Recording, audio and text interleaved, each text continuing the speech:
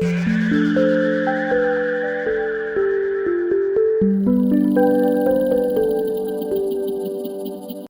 देखो, अब तुम केमिकल प्रॉपर्टीज की बात कर रहे हो, है ना? किसकी बात कर रहे हो?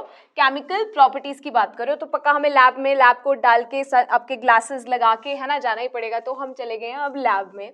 तो बात करते हैं एसिड और बेसिस के साथ कैसे डील करना है लैब में। पहले ही मैंने तुमको बता दिया है ना, क्या क्या इंपॉर्टेंट बातें हैं। टेस्ट तो कभी कुछ करना ही नहीं है, हमें सिर्फ देखना है, जो चेंज होगा उसको ऑब्जर्व करना है, समझना है, और उसी से ही हम समझेंगे कि आपके पास एसिड्स हैं, बेसिस हैं या सॉल्ट्स हैं। ठीक है, फिर हम उनको स्टडी करेंगे, देखेंगे अगर एसिड है तो भाई कितना स्ट्रॉन्ग एसिड है ना, क्योंकि स्ट्रेंथ तो हमें पता चला कि स्ट्रेंथ का भी एक क्राइटेरिया है, क्योंकि ऑर्गेनिक एसिड्स जो थे हमारे वो वीक थे और हमारे पास जो इनऑर्गेनिक एसिड्स हैं वो स्ट्रॉन्ग है। तो ये भी पता करना है हमें लैब में कि उनको कैसे हमें वी कैन से एनालाइज करना है कि क्या रीज़न है स्ट्रेंथ के पीछे, क्यों कुछ स्ट्रॉन्ग है, क्यों कुछ वीक है ना। बट ध्यान में क्या रखना है आपने, सेफ्टी अपनी, कि कैसे क्या काम करना है एक केमिस्ट्री लैब में। समझ गए बात? ठीक है। और एक और बात समझो ना, यहाँ पे जो ऑल्फैक्टरी तुमने यूज़ करे थे उनको भी तुम लैब में यूज़ कर सकते हो, क्योंकि वहाँ पे तुम्हें उनको स्मेल करना है। स्मेल चली गई मतलब स्मेल अगर नहीं है उसमें तो वो बेस होंगे, स्मेल रही अगर उनमें तो वो क्या होंगे, एसिड होंगे। तो वो भी तुम वहाँ पे क्या कर सकते हो, ऑल्फैक्टरी जो आपके इंडिकेटर्स हैं उनको यूज़ कर सकते हो। But the best way to analyse these things in a lab is your synthetic indicators, right. अब हम पढ़ते हैं इसकी केमिकल प्रॉपर्टीज क्या क्या हैं। ठीक है, तो पहली हम पढ़ लेते हैं how your acid and bases are going to react with metal. तो अगर मैं बात बताऊं कि ये ऑलरेडी तुम कर चुके हो, अरे मैम सब कुछ ही कर चुके हैं हम, अरे कर चुके हो, पिछले ही चैप्टर में किया है ये रिएक्शन। देखो ध्यान से, क्या है, मान लो जिंक ले लिया मेटल मैंने। जिंक जब आपका एसिड के साथ, मतलब जिंक मैंने मेटल ले ली, ठीक है, और एसिड के साथ पहले हम रिएक्शन देख लेते हैं कि आपका एसिड के साथ क्या रिएक्शन होने वाला है। ठीक है, तो इसका अगर मैं आपको लैब में एक्सपेरिमेंटल सेटअप बताऊं पहले कि कैसे करेंगे, तो पहले वो देख लो। उसमें क्या होगा आपके पास, मानो यहाँ पे एक स्टैंड है, ठीक है, उस स्टैंड पे हमने क्या किया है, यहाँ पर एक क्या कर दिया है, टेस्ट ट्यूब लगा दिया है। ठीक बात, क्या लगा दिया है, टेस्ट ट्यूब लगा दिया है, ठीक है।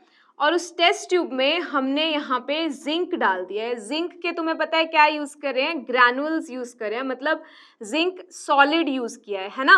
जिंक मेटल जो यूज़ किया है, सॉलिड ग्रैनुअल्स इसमें हमने डाल दिए हैं। ठीक है भाई बात। और क्या कर दिया इसमें हमने, और इसमें हमने क्या डाल दिया है भाई, एसिड जिसके साथ रिएक्शन देखने वाला। तो मैंने यहाँ पे HCl ले लिया, ठीक है। फिर क्या किया, इस पूरे सिस्टम को यहाँ पे थोड़ा बंद कर दिया, स्टॉपर लगा दिया यहाँ पे, ठीक है, स्टॉपर लग गया। और इस स्टॉपर के बीच से एक पाइप सी लगा दी हमने, ठीक है। क्या लगा दी, पाइप सी लगा दी। पूरा सिस्टम हमने क्लोज नहीं किया। इस पाइप को ले जाके हमने यहाँ पे रखा है सोपी सोल्यूशन, कुछ भी सोप सोल्यूशन लगा लो, ठीक है। तो हमने यहाँ पे लगा दिया, कोई सोप सोल्यूशन रख दिया यहाँ पे इस टब में, और ऐसे उसका माउथ लगाया है हमने पाइप का। क्यों ऐसे किया, देखो समझो, याद आया ना, किया है तुमने ये, है ना। देखो, जैसे ही तुम्हारी जिंक मेटल इस HCl के साथ यहाँ पे रिएक्ट करेगी तो क्या होगा भाई, क्या होगा, बोलो। जिंक मेटल जो कि सॉलिड है, तुमने डाला HCl एक्वस, अब मुझे बार बार बोलने की जरूरत ना पड़े, एक्वस क्यों लिखा, सोल्यूशन बनाया है, डाइल्यूट किया है आपके एसिड को वाटर में, तो मैं यहाँ पे स्टेट क्या, एक्वस लिखूंगी, ठीक है। तो होता क्या है भाई, ये बना देता है ZnCl2 प्लस H2, ये तो आपका रह जाता है सोल्यूशन में एक्वस, और ये होती है गैस जो कि आपकी क्या हो जाएगी, निकल जाएगी सोल्यूशन से बाहर। अब देखने के लिए कि गैस निकली नहीं निकली, कौन सी है, उसके लिए हमने यहाँ पे पाइप लगा दी।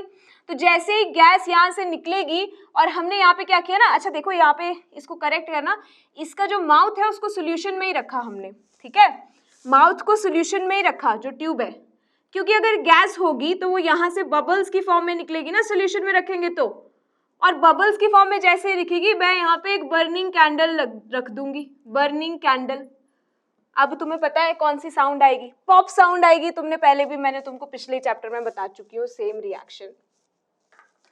तो भाई H2 को मैंने पहले बताया था कंबस्टिबल गैस है। कैसे पता करना है, जैसे बहुत सारी गैसेस को देखने के लिए रिएक्शन में, क्योंकि आप देख नहीं सकते हो उसको, तो एनालिसिस के लिए आपके अलग अलग मेथड्स होते हैं, है ना, याद है ना, ठीक है।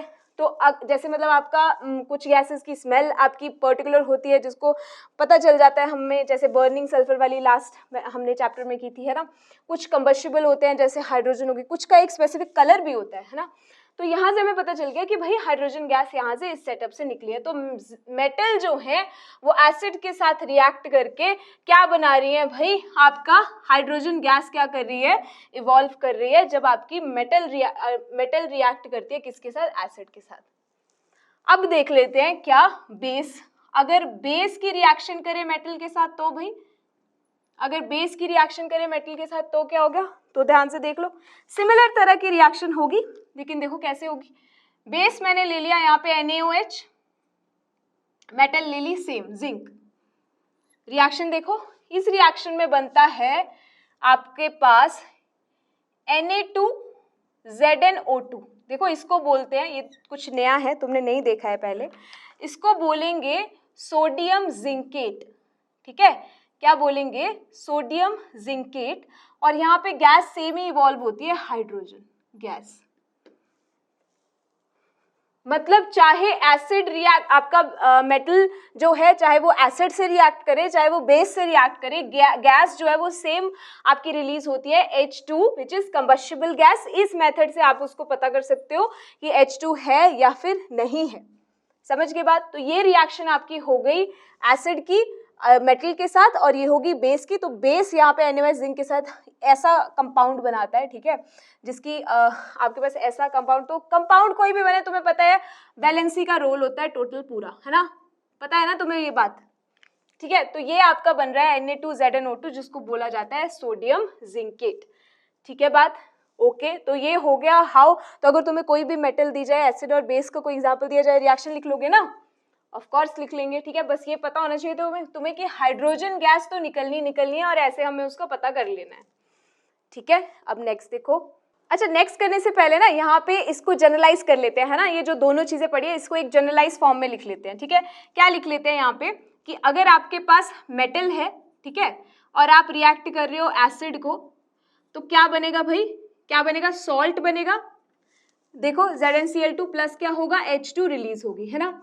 वैसे ही अगर मैं ले लूँ बेस के साथ रिएक्शन, मेटल प्लस बेस ले लूँ, तो भी क्या बनेगा, सॉल्ट बनेगा, और H2 गैस क्या होगी भाई, रिलीज। तो चाहे तुम्हारा मेटल का रिएक्शन हो रहा हो एसिड के साथ या बेस के साथ, हाइड्रोजन गैस तुम्हारी रिलीज होनी है और सॉल्ट फॉर्मेशन होनी है ना, जो कि इन दोनों रिएक्शन में तुम्हारा हो रहा है, ठीक बात। तो ऐसे तुमको ये ध्यान में रह जाएगी बात। अब आगे देखो,